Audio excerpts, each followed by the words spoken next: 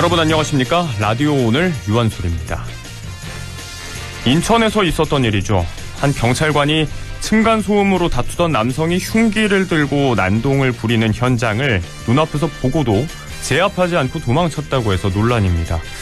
4층에 사는 남성이 현관문을 발로 차고 있다, 이런 아래층 주민의 신고를 받고 경찰관 2명이 출동했는데요. 자, 그런데 경찰관 1명이 1층에서 신고한 주민에게 자초지종을 듣고 있던 도중에 4층에 있는 남성이 흉기를 들고 3층에 침입해서 난동을 부렸습니다. 이 과정에서 3층에 신고자 아내와 함께 있던 경찰관은 범인을 제압하지 않고 1층으로 뛰어내려왔고 1층의 경찰관 역시 사고 현장으로 가지 않았습니다.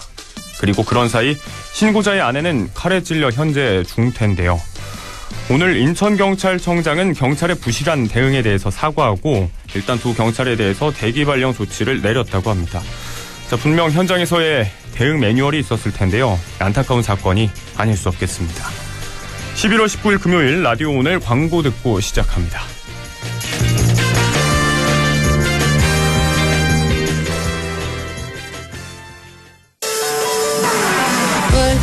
훌쩍 알러지엔 간질 알러지엔 애취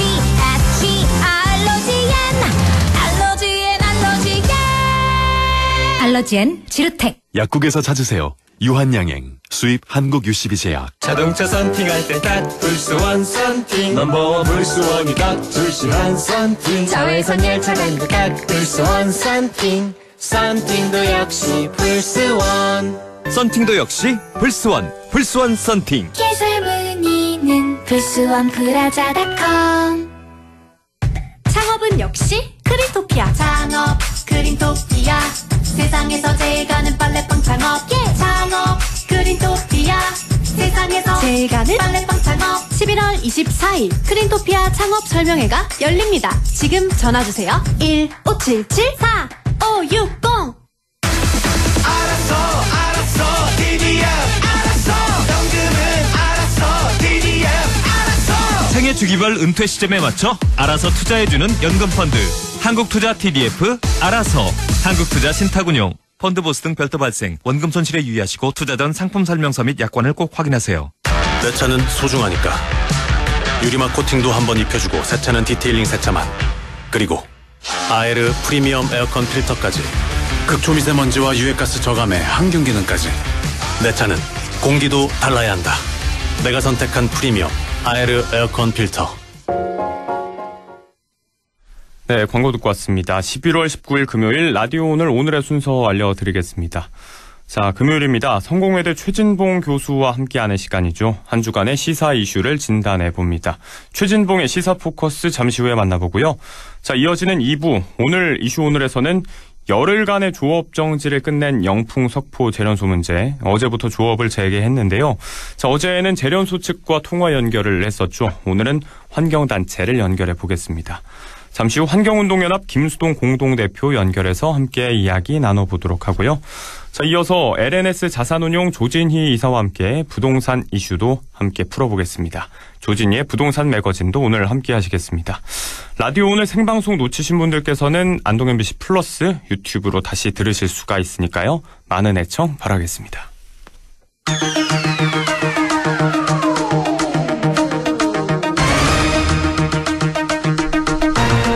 최진봉의 시사 포커스. 성공회대 최진봉 교수와 함께합니다. 자, 전화 연결이 돼 있습니다. 안녕하십니까, 최 교수님? 네, 안녕하세요. 네, 반갑습니다. 네. 최근 대선 지지도 여론조사 결과가 연이어 발표되고 있는데 윤석열 후보의 강세가 계속되는 모양새입니다. 오늘 한국갤럽의 여론조사 결과 역시도 사자 가상 대결에서 국민의힘 윤석열 후보가 더불어민주당 이재명 후보를 10%포인트 이상 앞서고 있는 것으로 나왔고요. 한 달 전에는 이 후보가 오차범위 내에서 앞서는 구도였는데 아무래도 이 컨벤션 효과가 지속되고 있다고 봐야 할까요? 일단 첫 번째로는 그 효과가 아직 남아있다고 보여집니다. 네. 그래서 윤석열 후보가 국민의힘의 이제 단일 후보로 선출이 됐고 그러다 보니까 표가 분산됐던 게 윤석열 후보 쪽으로 모아지면서 그런 효과가 나타났다고 보는데, 그렇게 이제 윤석열 후보 쪽으로 몰아가서 집중하는 이유 중에 하나가 뭐냐면 정권 심판론이라고 하는 여론이 일정 부분 작용하고 있다고 생각을 해요. 네. 그래서 현 정부 또 부동산 정책을 포함해서 현 정부에 실망한 분들이 대안으로서 정권을 교체해야 된다라고 보고 있는 것 같고, 그런 여론이 결국 제1야당인 국민의힘의 지지로 모아졌고, 그것이 윤석열 후보의 지지로 나타나는 게 아닌가 이렇게 볼 수 있을 것 같습니다. 그리고 네. 아직까지는 그 후보가 되고 나서 윤석열 후보가 특별히 이제 말실수나 이런 부분이 나오지 않고 있기 때문에 네네. 지지율 하락 요인도 없는 상태고요. 그러다 보니까 지지율 어느 정도 유지되고 있는 것 같고, 이제 이재명 후보 같은 경우에는 먼저 후보가 됐는데 후보된 이후에 여러 가지 이슈들을 던지긴 했는데 선대위나 민주당 의원들이 적극적으로 그 부분에 대해서 좀 추진이랄지 아니면 뒷받침이랄지 이런 부분이 좀 안 되다 보니까 네. 부각이 안 된 부분이 있고, 또 하나는 대장동 이슈가 아직까지는 이제 수사가 진행되고 있어서 살아있는 이슈가 되다 보니까 그 영향을 좀 받고 있는 게 아니에요. 이렇게 분석할 수 있을 것 같습니다. 자, 여러 가지 이유가 분석이 됐는데, 컨벤션 효과의 지속, 이게 또 정권 심판론이라는 아주 큰 흐름에서 또 국민들의 실망감이 작용한 결과다. 민주당의 네. 행보가 좀 아쉬운 부분도 분명히 있었을 것 같고요. 네. 자, 이런 상황에서 현재 쟁점에 대한 양 후보 측의 입장차가 조금 좁혀지고 있다. 이런 이야기가 있는데요. 더불어민주당 이재명 후보가 일단 전국민 재난지원금, 방식과 대상을 고집하지 않겠다. 한 발 물러선 모양새고, 또 말씀하신 대장동 의혹 특검에 대해서도 수용 의사를 밝혔는데, 자, 이런 흐름이 역시 이 지지율이 좀 답보 상태인 것에 영향을 좀 받았다고 볼 수 있을까요? 그 영향을 받았다고 볼 수 있죠. 아무래도 지지율을 이제 상승시키는, 그러니까 반전시키는 모멘텀을 만들어야 되기 때문에 네. 그런 차원에서 본다면 그런 전략적 선택을 할 수 있다고 보고요. 그것도 그거지만 이제 사실 그 국민지원금 문제는 이재명 후보가 실용주의적 그 어떤 행정을 경기도에 있을 때 계속 폈거든요. 네. 그런 부분도 일정 부분 저는 작용했다고 봐요. 그러니까 국민지원금을 지급하려고 했는데 이게 당 정 간의 갈등도 생기고 홍남기 부총리는 계속 반대를 하고 있고 국민 여론도 그렇게 좋지 않아요. 네. 그러면 이게 계속 이렇게 논쟁만 되다 보면 실제로 어려움을 겪고 있는 자영업자 소상공인들한테 지원이 안 되지 않겠습니까? 그런 부분을 그냥 보고 있을 수는 없다고 판단을 한 거예요. 그럼 결국 그 국민의힘도 찬성하고 있는 뭐 윤석열 후보는 50조를 풀어가지고 소상공인 자영업자 뭐 돕자. 물론 뭐 어떻게 돈을 마련할지 근거는 얘기는 안 했습니다만 그런 상황이기 때문에 합의가 금방 이루어질 가능성이 있지 않겠어요? 물론 50조까지 가능하지 않다고 보는데 어쨌든 네. 얼마가 됐든 소상공인 자영업자들 어려움을 겪고 있고 그분들을 돕는 일이 우선이기 때문에 이재명 후보 입장에서는 본인은 이제 실용적 관점에서 그 고집하지 않겠다. 빨리 지원할 수 있다면 뭐든 하겠다라고 하는 입장을 표명했다고 보여지고 특검 문제도 대장동 이슈가 마치 이제 특검 이슈가 되다 보니까 특검을 받는다는 건 정면 돌파를 하겠다는 거 아닙니까? 네네네. 이재명 후보 입장에서는 자기는 거리낄 게 없고 아무런 불법적인 한 일이 없기 때문에 특검에도 전혀 문제가 없다. 대신 특검을 하게 되면 지금 현재 윤석열 후보가 예전에 검찰에 있을 때 부산저축은행 부실대출 사건이 있었거든요. 그 네네. 사건에 부산저축은행이 부실대출한 여러 사안들이 있는데 그중에 하나가 대장동이에요. 네. 그 대장동에 대출을 한 내용만 불기소를 했어요. 기소를 안 하고 나머지 대출에서는 다 기소해서 처벌받았거든요. 그럼 왜 그 대장동 관련된 이슈만 대출만 왜 그 불기소가 됐느냐? 네. 이 부분에 뭔가 의혹이 있다라고 제기하고 있어서 그 부분도 함께 이제 특검에 포함시키자는 것이고요. 하나은행 관련해서도 하나은행이 이제 거기에 들어갔지 않습니까? 그 네. 컨소시엄에 그 과정에서 곽상도 의원이 영향력을 행사했다고 검찰은 보고 있어요. 아직 뭐 결론은 난 건 아닙니다만. 그래서 50억 클럽이라고 하는 것이 하나은행과 밀접하게 연관됐을 가능성이 있다. 그래서 그 부분도 함께 특검에 집어넣자. 즉 대장동 관련해서 여야 모두 다 윤석열 후보 관련된 이슈도 나오고 있기 때문에 그걸 모두 포함해서 특검을 하자 이렇게 주장을 한 거죠. 네, 일단 뭐 낮은 지지율도 좀 의식을 했고 그리고 네. 정책에 대해서도 현실 인식을 좀 면밀히 한 결과가 좀 보이고 특검 앞에서도 네. 자신감을 보이고 있지만 윤 후보 측에 대해서도 여러 가지 미심쩍은 점이 있다. 이것까지 형평성을 고려해서 다 같이 조사를 해야겠다. 이렇게 조건을 좀 걸고 있는 것으로 보입니다. 네. 자, 그런데 일단 이재명 후보 측이 이렇게 이야기를 했다고 해도 특검이 네. 열릴 수 있을지 여기에 대해서 일단은 의구심이 드는 게 뭐 현실인데요. 오늘 우상호 더민주 의원이 대선을 검찰 손에 맡겨서는 안 된다. 이게 이제 만약에 특검이 가동된다면 윤 후보 측에 대한 특검도 전제돼야 된다. 그러니까 쌍특검이 될 텐데 이런 모습은 대선을 앞두고 좀 바람직하지 않다. 이렇게 발언을 했어요. 그 정치적으로 보면 그 말이 틀린 말은 아니에요. 저는 어느 정도 타당하다고 봐요. 왜냐면 이 사법부가 그럼 검찰이 결국 결정을 내리는 게 돼버리잖아요. 네. 검찰에서 어떤 경우가 나오느냐에 따라서 이게 뭐 대통령 선거에 엄청난 영향을 미칠 수밖에 없어요. 문제가 그렇죠. 어느 한쪽이든 누군가 연관이 있다거나 범죄인가 있다고 밝혀져 보세요. 어떻게 되겠습니까? 그렇다고 하면 대선이 이 검찰이 물론 이제 검찰이 중립적으로 할 거다라는 기대는 하지만 지금까지 검찰이 했다는 행동은 항상 중립적으로 했다고 보기 어려운 부분이 분명히 있는 거잖아요. 네네. 국민적으로도 그런 부분에 대한 의혹을 갖고 있고 그런데 검찰한테 이 모든 걸 맡겨서 대선이 검찰 손에서 마음대로 이렇게 좌지우지 되도록 만드는 게 과연 타당하냐 하는 부분은 정치적으로 저는 충분히 주장할 수 있는 부분이라는 생각이 들어요. 네. 근데 이제 문제는 뭐냐면 이게 국민들이 어느 정도 관심을 갖고 지금 이슈가 돼버렸잖아요. 이걸 그렇죠. 그냥 아무 수사를 안 하고 넘어갈 수는 없어요. 뭐 예를 들면 선거 끝날 때까지 덮고 가자. 뭐 선거 끝날 때까지 이거 수사하지 맙시다. 그렇게 얘기할 수도 없는 상황이거든요. 그래서 이거는 지금 여기까지 온 상황에서는 이 자체를 그만둘 수는 없다. 수사는 계속해야 돼요. 다만 특검 문제는 네. 지금 이제 우상호 의원이 얘기했듯이 그런 차원에서 고민도 필요한데 제가 볼 때는 여야가 특검 가지고 논란하다 보면 제 개인적인 이거는 전망입니다만 네네. 특검 결과가 안 나올 거예요. 대선 전에. 지금 보세요. 범위 가지고도 지금 윤석열 후보는 이재명 후보가 조건 없이 하자라고 했더니 윤석열 후보가 범위를 넓히는 걸 반대하고 있어요. 이제. 네. 그러니까 예를 들면 본인과 관련된 특검하는 거에 대해 상당히 부정적으로 얘기를 했거든요. 네네. 그러면 특검 합의가 되겠습니까? 아니 여야가 서로 상대 후보에 대해서 의혹이 있는데 그걸 다 집어넣지 않고 이재명 후보 관련된 의혹만 갖고 특검하자. 그럼 여당이 받을 리가 없죠. 그거는. 그렇죠. 그런 이제 논쟁. 그다음에 특검을 임명하는 것도 이제 대통령이 임명하게 돼 있는데 추천은 또 국회에서 하거든요. 그 과정에서 또 논란이 있을 거예요. 네. 이런 여러 가지 것들이 계속 지리하게 싸움을 하다가 정치적 공방만 하다가 아마 이제 결과가 그 대선 전에 완벽하게 나오기는 좀 어렵지 않겠나는 전망은 있습니다. 네. 아무래도 국민 관심도가 높아져 있기 때문에 수사는 계속돼야 할 상황이지만 결국 여기에 대해서 양측이 씨름하고 있는 모양새가 계속 지속이 될 거기 때문에 선거 판도와는 별개로 이 실체에는 분명하게 다가가기 힘들 것 같다. 이런 전망을 해주셨습니다.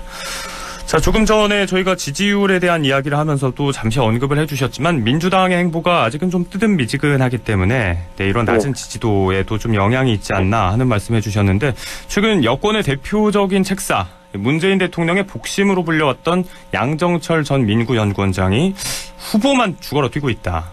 대선이 넉 달도 안 남았는데 이렇게 여유 있게 유유자적 준비하고 있는 분위기는 2007년 이후 처음이다. 참패했던 2007년 대선까지 얘기가 나왔는데요. 어떻게 민주당이 좀 후보 지원을 제대로 못한다고 봐야 될까요? 그렇다고 볼 수밖에 없어요. 왜냐면 이게 지금 처음에 이제 경선 과정에서 워낙 치열하게 다투다 보니까 이낙연 후보 측이 적극적으로 사실 이제 경선에 경선에 승복을 하긴 했지만 네. 그럼에도 불구하고 완전하게 마음을 준 게 아니지 않나 하는 그런 우려가 있었고 그러다 보니까 헌변심 효과도 안 나타났죠. 그리고 나서 이제 그걸 좀 해결해 보려고 원팀 만들기 위해서 모든 민주당 의원들을 다 선대에 집어넣었어요. 170명 정도 되는 분들을.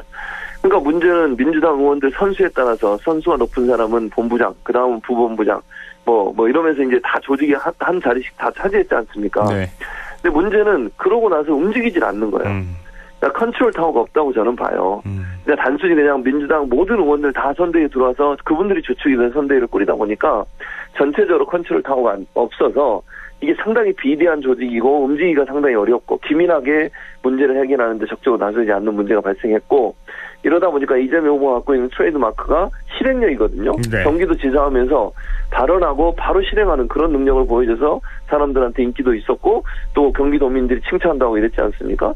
근데 지금 그 대선판에 들어와서 선대위 가동하는 걸 보면 지사는 예를 들면 후보는 뭔가 말을 던져요. 이슈를. 네. 근데 그 이슈를 던져가지고 그럼 민주당이나 선대위가 적극적으로 그걸 완성시키고 또는 실행시키기 위해서 행동한 게 그렇게 안 보이잖아요. 지금. 네. 이런 상황이 되다 보니까 이런 선대위로는 선거를 치를 수 없다는 위기감이 분명히 있는 거예요. 네. 그래서 아마 제가 알기로는 좀 실제 일을 할 수 있는 컨트롤 타워 역할을 하고 실제 일을 할 수 있는 사람들을 보강하고 물론 이제 지금 자리를 맡고 있는 민주당 의원들 자리를 그만두라고 얘기할 수는 없지만 네네. 또 다른 그 외부의 위원회나 또는 어떤 조직들을 만들어서 그 조직들이 실제적인 업무를 하도록 만드는 게 필요하다. 아마 그런 형식으로 좀 바뀌지 않을까 그렇게 예상을 하고 있습니다. 동력을 좀 모아서 효율적으로 대선을 준비할 수 있는 방향으로 움직여야 한다 이런 말씀이시고요. 반면에 국민의힘은 선출이 일단 늦었습니다만 선대위 구성 자체가 좀 힘든 상황 아닙니까? 경선 그렇죠. 후보들 간의 갈등도 봉합되지 않고 있는데 자 이른바 원팀 구성이 어렵다 이런 이야기 나오거든요. 어떻게 보세요? 홍준표 의원은 뭐 대놓고 좀 안 좋은 얘기도 하잖아요. 네. 뭐 윤석열 후보가 대통령 불행해진다 대한민국이 뭐 이런 얘기까지 했으니까 제가 볼 땐 홍준표 의원은 합류할 생각이 없는 것 같고요. 유승민 의원도 그렇게 적극적으로 지금 하지 않고 있어요. 네네. 그래서 제가 볼 때는 이제 경선 후보들 같이 경선을 했던 분들의 지지는 얻기 어렵고 또 하나 문제는 이제 김종인 전 비대위원장과 선대위 구성을 가지고 갈등이 지금 노출되고 있지 않습니까? 네, 그렇죠.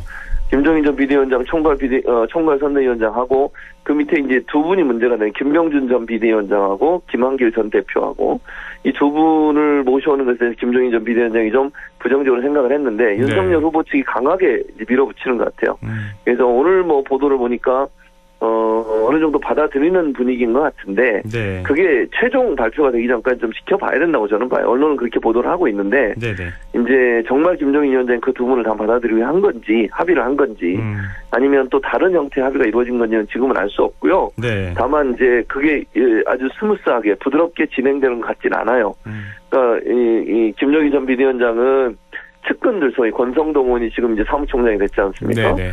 또는 뭐 장제원 의원 이런 분들은 좀 이선 후퇴를 하길 바라는데 윤석열 후보는 그걸 반대하고 있고 그다음에 아까 말씀드린 그 두 분, 씨들 이분들 네. 모셔오는 것도 사실은 김종인 전 위원장은 반대하고 있고 이래서 이 부분이 어느 정도까지 합의가 이루어질지 좀 지켜봐야 되는데 어쨌든 뭐 제가 볼 때는 후보가 최종 결정을 할 거예요. 네. 그리고 김종인 전 비대위원장 끝까지 뭐 본인의 얘기는 하겠지만 의사는 전달하겠지만 막판에 가면 후보의 말에 따르지 않을까 저는 개인적으로 그렇게 생각을 합니다.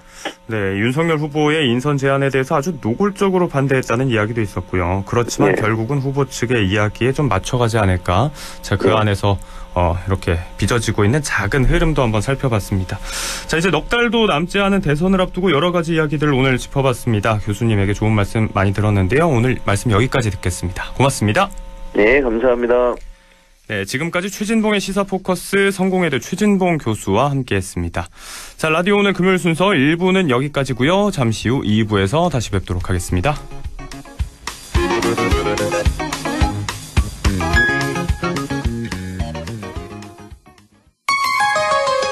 MBC 라디오 할인점보다 더 실속 있고 편의점보다 더 편리하게 살 수 있는 곳, 시장보다 더 정이 넘치고 백화점보다 더 품격 있는 곳, 이런 곳이 없을까요? 네, 우리 동네 우리 할인점 홈마트가 있습니다. 지난 25년간 항상 고객과 함께한 홈마트. 용상점, 자이점, 신용주점, 사천점에서 새롭게 고객님께 다가갑니다. 홈마트. 가구 살 땐 꼭 한번 가보자. 안동 명품 가구 백화점. 흑표 흑침대, 양성국 갤러리, 금성침대, 한국 가죽 소파, 장수돌 침대. 다양한 브랜드 가구를 한 곳에서 쇼핑할 수 있는 대형 가구 전시장. 안동 명품 가구 백화점. 어르신님 안녕하십니까, 기용아재입니다. 보청기 알아보시는 거 진짜 힘드시지? 이제 하나만 기억해 주이소. 찾아가는 보청기, 집으로 보청기, 보청기 고민 직접 찾아가 속 시원하게 해결해 드리겠습니다. 1544-2222 1544-2922 집으로 보청기. 성공적인 귀농을 꿈꾸시나요? 영천에는 귀농하기 전 1년간 이론과 실습을 겸비한 영천시 재료용 농업창업지원센터가 있습니다. 개인주택부터 텃밭, 그리고 농업교육까지 원스톱 교육시설. 실패 없는 귀농, 영천입니다. 영화보다 더 감동적인 신이 있습니다. 코로나 의료진의 영웅신, 발코니로 떠나는 여행신, 그리고 모두가 기다려온 백신. 국민 모두가 만들어주신 최고의 신들이 있기에 해피엔딩 신은 멀지 않았습니다. 공익광고협의회. 마음을 열어줘. 다가가 나 속삭이도록. 언제나 내 생각으로 행복해야 해요.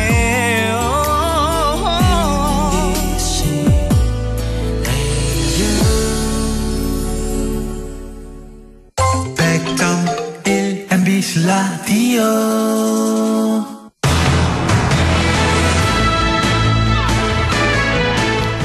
네, 라디오 오늘 2부 순서 이슈 오늘입니다.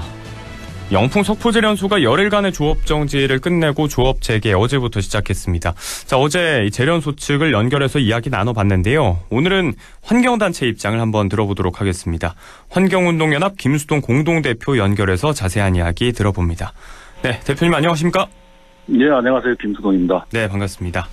예, 반갑습니다. 네, 지난번에 제가 진행을 할 때 조업 정지 시점을 앞두고 대표님과 이 문제 두고 이야기 나눴었는데요. 자, 이제는 열흘간의 조업 정지가 끝나고 바로 어제부터 제련소가 조업을 재개했습니다. 자, 일단은 이 일련의 상황 전반적으로 어떻게 보시는지 좀 들어보겠습니다.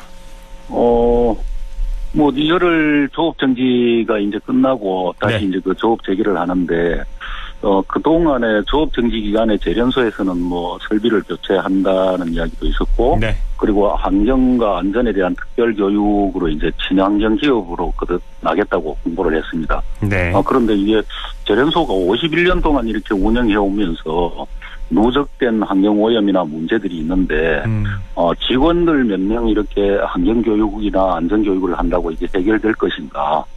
그래서 아직도 제련소는 조업 정지를 맞는 이러한 상황들을 제대로 인식을 못하고 있다, 그렇게 생각을 합니다. 확실한 반성의 자세가 아니다. 그러니까 이제 50년이 넘는 시간 동안 누적된 문제에 대해서 이건 그저 미봉책에 그칠 수밖에 없다, 이런 의견이신 거죠? 예, 근본적으로 이 기업 운영 방식의 문제가 해결이 돼야 되는데, 기업 운영 방식은 그대로 하고 직원들 교육한다, 이게 앞뒤가 맞질 않죠. 조금 더 이제 깊이 있게 근본적인 문제들을 따져봐야 할 것들이 있는데 조금 이제 아쉽다는 말씀을 해주셨고요. 자, 일단 이 위반 내용에 대해서 열흘간의 조업 정지, 이 내용이 좀 미약하다는 지적이 있었습니다. 위반 내용에 비해서는 좀 경미한 수준이다라는 이야기였는데, 자, 열흘간의 조업 정지가 일단 어떤 의미가 있었을는지, 어떤 의미를 남길는지 한번 생각을 해보시죠. 제 생각은 열흘간 조업 정지라는 것이 법규 위반에 대해서 미약하다, 적절하다, 이런 판단보다는 어쨌거나 조업 정지라는 것이 법적 테두리 내에서 이루어지는 것이기 때문에 기간의 길고 짧음의 문제는 아닐 것 같고요. 가장 중요한 것은 51년 만에 처음으로 이렇게 조업 정지가 이루어졌다는 것입니다. 그러면 그동안 제련소가 법규를 잘 지키거나 환경 문제를 일으키지 않았다는 것이 아니라, 이번 조업 정지도 저희들 시민단체 고발에 의해서 이루어진 것이잖아요. 그러면 그동안에는 우리가 이제 환경 마피아라고 하는, 소위 환경부 출신 퇴직한 직원들이 영풍 석포 제련소나 고려아연의 사회이사로 이렇게 재직하면서 그 제련소를 문제가 생기면 비호를 했고, 지자체 직무유기성 관리감독으로 이제 조업 정지 같은 거를 과태료나 그리고 법규 적용을 의도적으로 하지 않았기 때문에 이러한 문제가 있었다고 보거든요. 그래서 이번에 조업 정지라는 것은 기간의 문제가 아니라 그래도 처음으로 법이 제대로 판단을 해가지고 법을 위반하고 범죄 행위를 하는 기업에 대해서도 엄격하게 법을 적용한다라는 것을 보여준 사례라고 볼 수 있습니다. 열흘이 길고 짧은 게 문제가 아니다. 최초의 조업 정지인데 이게 그동안은 말씀하신 대로 이른바 환경 마피아, 이른바 담합이 있지 않았나. 그런데 확실한 규제 관리 감독이 되지 못했던 상황에서 그간의 관행을 좀 무너뜨린 첫 사례가 될 수 있다는 점에서 의미가 있다. 그렇죠. 이렇게 그 일을 평가를 해주셨습니다. 자, 조업정지 도중에 환경운동연합 쪽에서도 그렇고요. 환경단체들이 함께 석포제련소 앞에서 기자회견을 여셨죠. 열흘간의 조업정지가 면죄부가 될 수 없다. 그럼에도 불구하고 이런 주장을 하셨는데, 자, 이렇게 구체적인 행동에 나서시게 된 배경, 이유에 대해서도 좀 설명을 부탁드리겠습니다. 조금 전 말씀드린 것 같이 이게 열흘 조업정지라는 것이 굉장히 의미가 있는 부분인데, 이거를 2018년 4월 달에 행정처분을 받아서 이 법적 소송으로 이걸 불복을 해왔지 않습니까? 불복하고 소송을 3년이 넘는 4년 가까운 시기를 보내면서 이제 결국은 대법원 판례가 나왔는데, 지금 조업 정지가 사실은 제련소가 어쩌면은 지금까지 50년 동안 이 기업 운영 행태에 대해서 반성하고 다시는 이렇게 하지 않겠다라는 또는 그 특단의 조치를 해야 되는 상황임에도 불구하고 네. 이 조업 정지로 뭐 600억 원 손실을 입는다 뭐 이러한 엄살을 떨고 그리고 그 조업 정지에 대해 가지고 온전히 이렇게 받아들일 수 있는 그런 자세가 안 됐다. 네. 그럼 지금 그 60일 그 행정처분도 원래 내려진 것을 지금은 행정소송을 하고 있지 않습니까? 그렇죠. 그러면은 정말로 이게 재련소가 그간에 운영해왔던 기업 운영 방식이 잘못됐다. 그런 반성을 한다라면은 이 또한 그 소송을 취하고 행정처분을 그대로 받아들여야 되는 것 아니겠나. 네. 그렇게 생각을 합니다. 자, 그간에 뭐 불복의 기간도 있었고 현재 진행 중인 문제도 있는데 결국 이런 네. 모습들이 실제적으로 책임을 통감하고 받아들이는 게 아니라 일단은 면피를 하고 있다. 자, 그런 입장이 좀 보인다 말씀을 해주셨고요. 일단 재련소 측이 이번 조업정지 기간도 그렇고 앞으로 준비하고 구축하고 있다고 하는 무방류 시스템 또 차집 시설 이런 것들도 믿음이 가지 않는다. 이제 화려한 말잔치에 불과하다는 이야기도 나왔었는데 좀 더 이거 자세히 지적을 좀 해주시겠습니까? 재련소의 그 환경오염이 직접적인 그 폐수 처리를 해서 방류하는 것이 그뿐만이 아니고, 네. 지하수나 대기 등 다양한 통로로 이렇게 주변과 낙동강을 오염시키고 있는데, 무방류 시스템을 지난 5월 달에 만들었다고 이렇게 언론에 대대적으로 홍보를 했지 않습니까? 네네. 그런데 그 무방류 시스템을 하면서도 그 폐수 처리장 최종 방류구로 공정수를 배출을 합니다. 그러니까 이게 그 260억을 들여서 무방류 시스템을 하면은 재련소에서 나오는 모든 오염 행위가 네. 다 이렇게 없어질 것 같은 그런 그 가대 홍보를 하면서 정작 그 최종 방류구로는 이 공정수가 나온다라는 것이죠. 네네. 그래서 이게 결국은 저희들이 봤을 때는 거의 가대 광고를 하고 있지 않나 그렇게 생각이 되고요. 네. 그리고 차집시설은 이게 공익시설이 아니잖아요. 그렇죠. 재련소가 돈벌이 하다가 오염시킨 지하수가 낙동강으로 유출되는 것을 막기 위한 것인데 이런 시설을 재련소 사유지에서 하지 않고 왜 공공수역에다 하는 것입니까? 이런데도 지자체에서는 점용 허가를 승인해주고 재련소는 마치 이런 것으로 모든 문제를 해결하고 있는 것처럼 홍보를 하고 있기 때문에 저희들은 결국은 실제적으로 근본적인 대책은 없이 화려한 말잔치만 하고 있다. 그렇게 보여집니다. 자, 수질오염을 유발하는 다양한 경로가 있는데 일단 지금 구축한 그렇죠. 시설 가지고는 본질적으로 그 부분을 해소할 수가 없고 심지어 재발 방지를 위한 시설을 구축하는 데 있어서도 그 과정에서 당국의 특혜나 묵인이 있다. 이런 지적도 해주고 계십니다. 생각합니다. 네. 어제 저희가 통화를 했습니다만, 이 재련소 측에서는 이제 낙동강 유역의 수질 오염을 제로로 만들겠다. 일단은 지금 계속 얘기했던 무방류 시스템도 가동 중이고, 내년 상반기까지 150억 원을 추가로 들여서 설비를 보강하겠다고 밝혔단 말이죠. 그 효과에 대해서도 한번 믿고 지켜보시라 거듭 강조를 했는데, 일단은 믿기 어렵다는 입장이신 것 같고요. 자, 이 설비 보강을 통해서 그러면 주변 환경 오염을 막을 방법은 결국 없다고 보십니까? 제가 재련소 이걸 문제 제기를 하고 환경운동을 하기 시작한 지가 벌써 10년이 다 돼갑니다. 네. 근데 제가 봤을 때 이 석호 재련소는 벌써 이미 깨진 독이나 다름없다고 생각을 합니다. 그렇기 때문에 어떤 입지적인 문제에서 어떤 시설을 하더라도 이거는 복원이 안 된다. 그렇게 생각을 합니다. 오랜 시간 이 문제를 지켜보고 다뤘던 대표님의 입장에서는 이게 깨진 독이다. 네, 독을 바꿔야 한다, 애초에. 뭐 다른 말이 필요 없을 것 같습니다. 네, 돌이킬 수 없는 사태가 벌어졌다고 보신다. 심각하게 이야기를 해주셨는데요. 자, 이 문제가 7년째 이어지고 있고 실제로 10년 가까이 지켜보고 계셨다고 하셨는데 주변 환경 오염이 얼마나 심각한지 저희가 좀 체감하기에는 글자 그대로는 좀 한계가 있을 것 같거든요. 어느 정도입니까?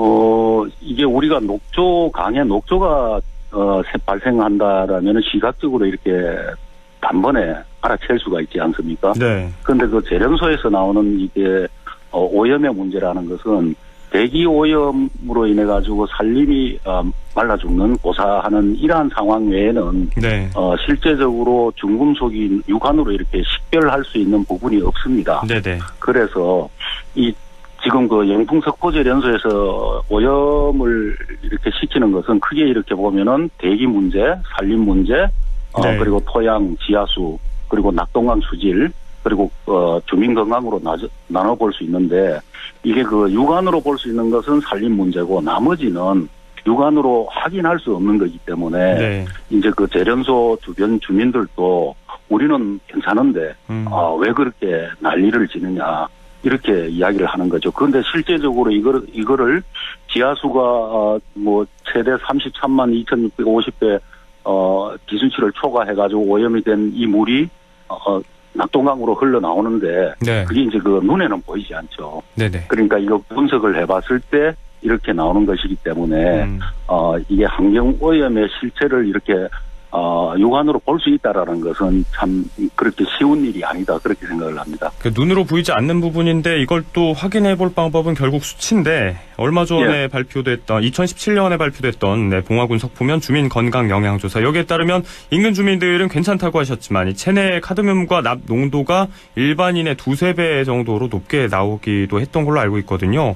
자, 여기에 대한 예. 주민 피해 보상도 이루어지지 않고 있다는 게 문제라면서요. 제가 지금 알고 있기로는 주민 피해 보상이라는 것은 재련소에서 아예 말조차 나오지 않았는 걸로 보여지고 네.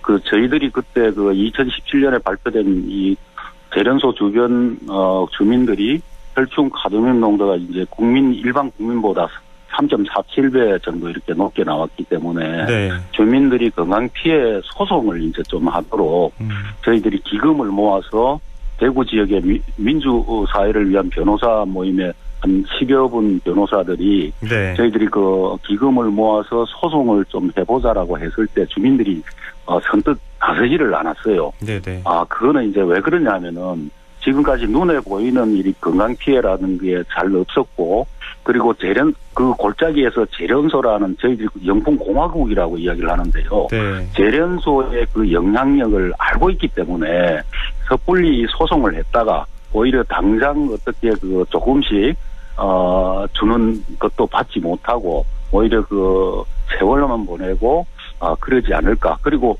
소송을 했을 때 이길 수 있다라는 희망이 네. 아직 없었던 것이죠. 그래서 앞으로는 이 주민들이 희망이 보이면 소송에 많이 나설 거로 보는데 네. 그 사례는 이제 1990년대 초반에 폐쇄된 장항재련소 문제 같은 경우를 보면은 네네. 폐쇄된 지 지금 30년이 지났는데도 그 지역 주민들이 각종 질병 발병률이 이렇게 높게 나오잖아요. 암 환자라든지. 네. 그래서 이 주민들은 정부에 이제 건강 피해를 호소를 하고 정부에 보상을 요구를 하고 있습니다. 그러면 이게 그 카드뮴이나 중금속 피해라는 것이 당장 이렇게 그 건강의 문제로 당장은 잘 나타나지 않기 때문에 네. 석포 재련소 주변도 지금 조만간에 그 상당히 그 건강 문제로 나타날 거라고 생각을 합니다. 네, 실제로 이제 피해를 입고 있는 혹은 또 잠재적으로 피해를 볼 수 있는 주민들이 직접 행동에 나설 수 있게끔 하는 여건을 만들어주는 게 또 해법의 하나일 것 같다라는 말씀을 해주셨습니다. 자, 어느 방면으로도 좀 더 이상 피해가 없었으면 좋겠는데요. 특히나 낙동강 수질 환경 그리고 주민들의 피해가 더는 없었으면 하는 바람을 가져보면서 시간 관계상 오늘 대표님 말씀을 여기까지 듣도록 하겠습니다. 고맙습니다. 예, 감사합니다. 예. 네, 지금까지 환경운동연합 김수동 공동대표 연결해서 영풍 석포재련소 문제 다시 한번 이야기 나눠봤습니다. 라디오 오늘에서는 청취자 여러분의 참여를 기다리고 있습니다. 우리 지역에서 발생한 사건 사고 소식이나 함께 토론하고 싶은 내용을 안동 MBC 홈페이지 라디오 오늘 게시판에 올려주시기 바랍니다. 전화와 문자 참여도 하실 수 있습니다. 전화는 851국에 7191번, 문자는 샵 0913번으로 보내주시면 됩니다. 문자는 단문 50원, 장문 100원의 정보 이용료가 있습니다. 여러분의 많은 참여 바랍니다.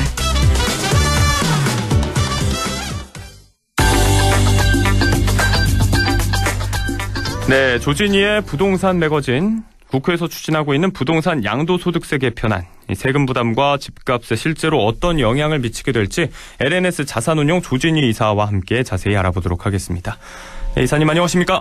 네, 안녕하십니까? 네, 반갑습니다. 네. 네, 지난 6월 의원총회에서 비과세 기준을 시가 9에서 12억으로 상향하는 내용의 양도세 완화안, 더불어민주당에서 의제로 내놨고 이번에 거의 확정을 해서 이 완화안을 연내 처리할 거라고 했는데요. 자, 이번에 국회 기재위에서 내놓은 개편안 정확히 어떤 내용을 담고 있는지 설명 부탁드리겠습니다.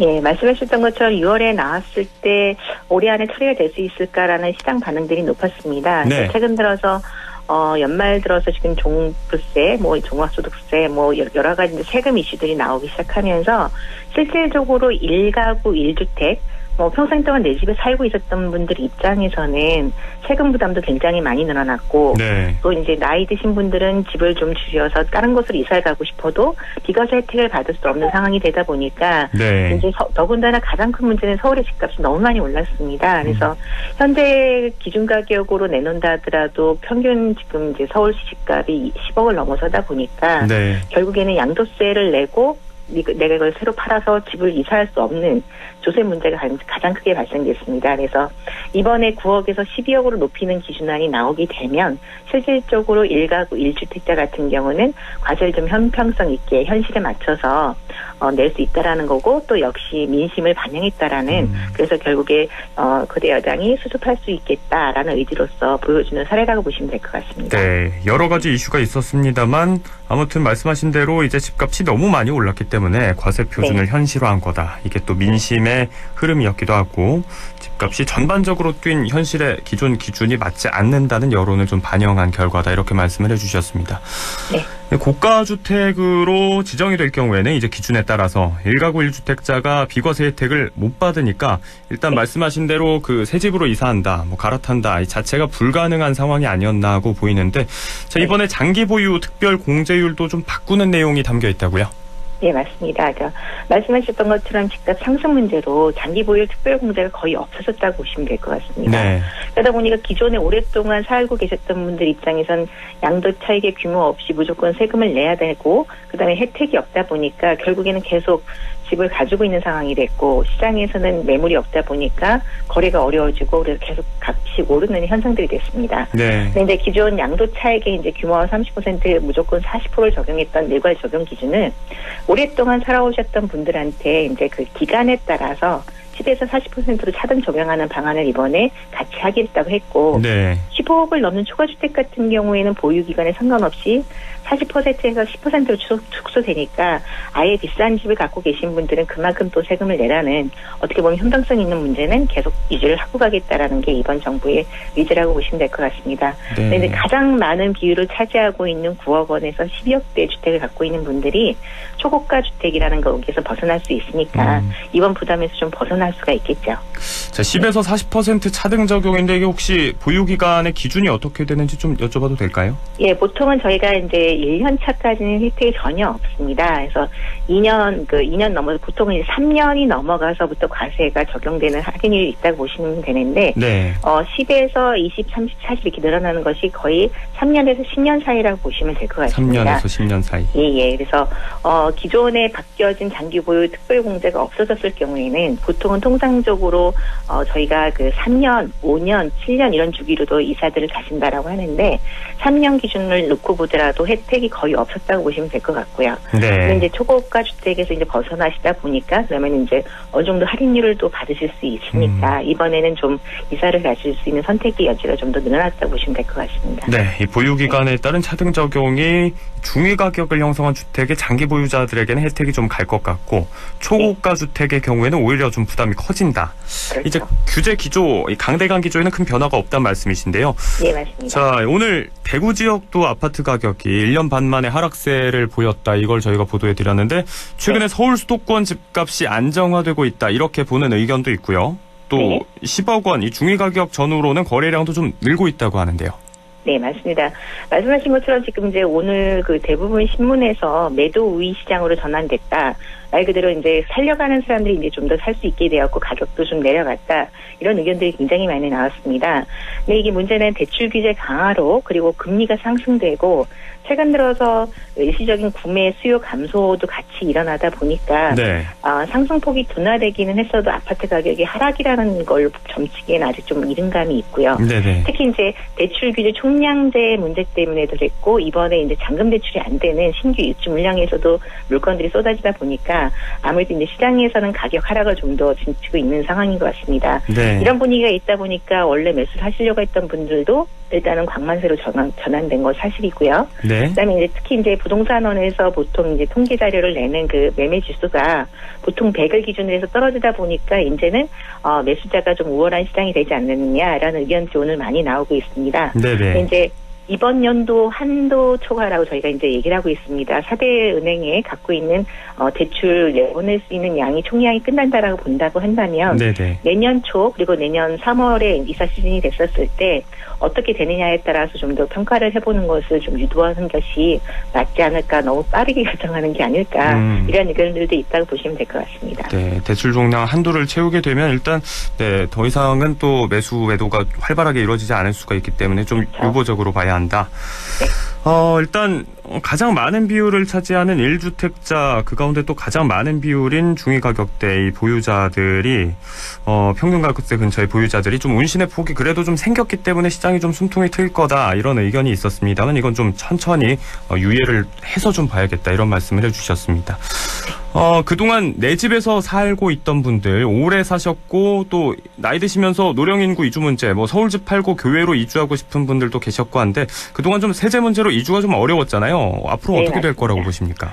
말씀하셨던 것처럼 가장 억울하신 분들이 그 정년 퇴임 이후에 좀 이렇게 좋은 공기 마시고 살고 싶다 이런 의견들도 네. 계셨는데 이번에 이제 그가세 혜택도 좀 받으시고 그다음에 이제 기존에 대출이 있는 거 갚고 이제 새로운 주택으로 이주하시면서 주택연금도 받을 수 있는 선택의 여지가 좀 높아졌다고 보시면 될 것 같습니다. 근데 그동안에 이제 보유세도 늘어났고 그다음에 이제 양도세 과세 부분도 있었는데 이번에 이게 이제 그 9억에서 12억 그다음에 이 가격에 대한 초고가 주택의 변동이 된다고 한다면 국내 주택의 84% 정도가 1주택자라고 합니다. 네. 그래서 실제 이제 장기 보유 특별공제까지 받는다고 한다면 이분들이 좀 더 요율을 좀 더 여유 있게 지내지 않을까 그렇게 판단되어집니다.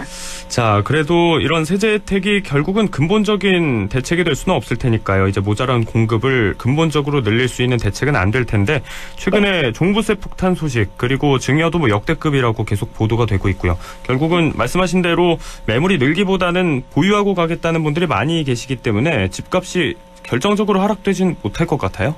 예, 말씀하셨던 것처럼 서울 수도권 이제 단적인 예로 자꾸 저희가 서울 비교를 해드려서 정말 죄송한데 네. 예, 11월 달까지 올해 공급했던 아파트 총량이 4,000세대가 안 됩니다. 그러다 보니까 원래 보통 통상적으로 한 2만 가구 정도가 공급이 돼야 어느 정도 수요 예측이 된다라고 하는데 굉장히 공급량이 부족한 형태입니다. 그리고 상기 신도시 통해 가지고 새로 들어온다고 하더라도 실제 입주까지는 4, 5년 걸린다라고 한다면 결국에는 아직까지 공급량 부족에 따른 가격 상승을 벗어날 수가 없다라는 부분인 거고 네. 무엇보다도 이제 종부세가 많이 나오고 다주택자에 대한 누직률 그다음에 양도세도 거의 80%에 해당하는 거다 보니까 이분들이 차라리 그 세금을 낼 바에야 자식들이나 가족들한테 증여를 해서 네. 일단은 버티고 가보자는 추세가 점점 늘어나서 최근 들어서의 어떤 그 거래 내용을 봤었을 때 증여가 좀 더 늘어나고 있는 상황이라고 보시면 될 것 같습니다. 그래서 네. 무엇보다도 이제 그 내년 선거가 있다 보니까 시장 변화를 좀 더 보고 가겠다라는 의견들이 많아서 올해는 그 거래보다는 증여가 더 많았다는 의견들이 나오고 있다고 보시면 될 것 같습니다. 네, 수도권을 단적인 예로 자꾸 드는 게 죄송하다 말씀을 해주셨는데 결국은 이런 것들이 지역에도 바로미터가 될 수 있으니까요. 참고를 하면 좋을 것 같고요. 일단 선거도 코앞이니까 당장의 좀 흐름 변화를 지켜보자. 유보적인 그런 보유자들이 많이 계신 것 같습니다. 그런 의미에서 또 증여의 그런 흐름도 계속해서 늘어나고 있는 것으로 보이고요. 자, 어떻게 보면 규제 강화가 오히려 시장을 계속 옥죄는 효과가 지속되고 있다고도 볼 수 있을 것 같은데 최근에 오피스텔 같은 경우는 매수 움직임이 활발하다고요? 네, 저희도 이번에 놀랐던 게 그 서울도 아닌 과천이죠. 그 서울 수도권에서 굉장히 좋은 위치에 있는 아파트, 오피스텔이긴 합니다. 그런데 네. 통상적으로 아파트에 대한 청약 경쟁률이 굉장히 높았던 건 저희도 봤는데 오피스텔이 거의 1000대 1에 가까운 그 경쟁률로 해서 청약을 받아가는 상황들이 나오다 보니까 네. 오피스텔 매수 시장이 왜 이렇게 갑자기 뜨겁게 되었느냐라고 이제 의견들이 나왔는데 무엇보다도 여기서 가장 크게 작용을 했던 것이 대출입니다. 네. 대부분 이제 서울에 있는 수도권에 있는 아파트 10억대 중위 가격에 살려고 한다면 대출이 LTV 기준에서 40% 이하다 보니까 거의 대출이 안 나와서 현금으로 주택을 구입해야 되는 신혼부부들이라든가 사회초년생들은 엄두를 못 냈던 상황인데 오피스텔 같은 경우는 최대 50에서 70%까지 대출이 지금 나오는 상황이다 보니까 일부 부모님한테 현금 증여를 받고 본인들 맞벌이 부부라고 한다면은 접근 가능한 물건으로서 이제 보여졌다라고 보여지고요. 네. 무엇보다도 기존의 오피스텔 하면 저희가 이제 언능을 월세를 내고 노후 대비라든가 월세 소득을 중심으로 했던 세대들이라 한다면 네. 최근에 오피스텔은 아파트하고 거의 동일한 평면으로 유지가 되고 있습니다. 그래서 25평형, 30평형대만 하더라도 가족들이 같이 살 수 있다 보니까 아무래도 좀 더 인기 있는 상품으로 매수세가 계속 상승되고 있다고 보시면 될 것 같습니다. 네, DSR 등이라든지 대출 규제에서도 사각지대에 있다 보니까 또 다른 풍선 효과로 인해서 결국 오피스텔 쪽으로도 시장의 흐름이 좀 옮겨가고 있는 추세인데요. 자, 보다 근본적인 대책 마련이 절실하겠지만 쉽지 않은 상황인데 계속해서 그 추이를 신중하게 살펴볼 필요가 있겠습니다. 자, 오늘 말씀 여기까지 듣겠습니다. 고맙습니다. 예, 감사합니다. 네, 지금까지 부동산 매거진 LNS 자산운용 조진희 이사와 함께했습니다.